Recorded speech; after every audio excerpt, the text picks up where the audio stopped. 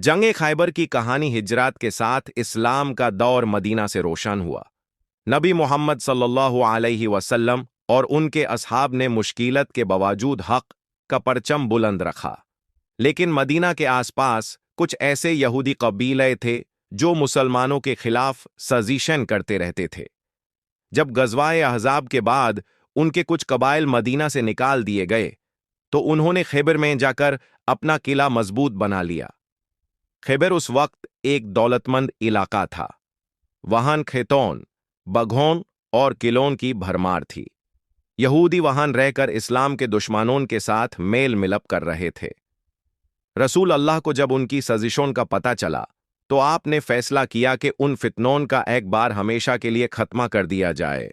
7 हिजरी में आपने 1000 शत मुसलमानों के साथ खैबर की तरफ रुख किया। यह सफर लंबा और मुश्किल था, लेकिन सबके दिलों में ईमान की रोशनी थी।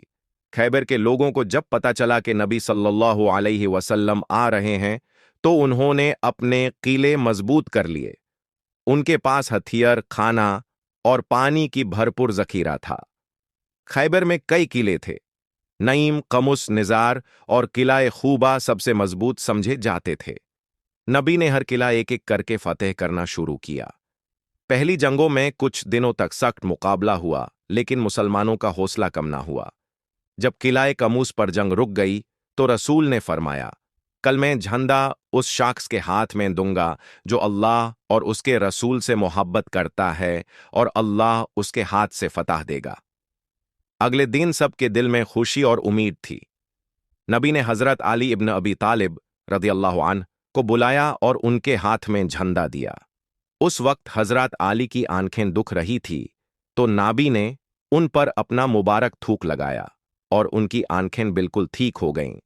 हजरत अली ने नारा-ए तकबीर बुलंद किया और किले की तरफ बढ़े। यहूदी फौज ने पूरी ताकत से मुकाबला किया, लेकिन हजरत अली ने अकेले ही उनके सबसे मजबूत पहलवान मरहब को मरदूद कर दिया। कुछ ही देर में खैबर का किला फतेह हो गया। हजरत अली ने किले का दरवाजा अपने हाथ से उखाड़ कर ढाल बना लिया। इसके बाद एक एक करके सब किले मुसलमानों ने फतेह कर लिए। खैबर के लोग ने अमन की दरख्वास्त की और नबी सल्लल्लाहु अलैहि वसल्लम ने उनके साथ इंसाफ का मुआमला किया। उन्हें कहा गया कि वो जमीन पर काम करते रहें, लेकिन उसका आधा हिस्सा मुसलमानों को देंगे। इस तरह खैबर फतह हुआ, बिना जुल्म, बिना धोखे, सिर्फ हक और इंसाफ के साथ।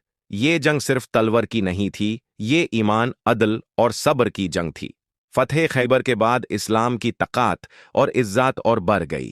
दुनिया को पता चल गया कि जो अल्लाह और उसके रसूल के साथ होता है उसको कोई हर नहीं सकता।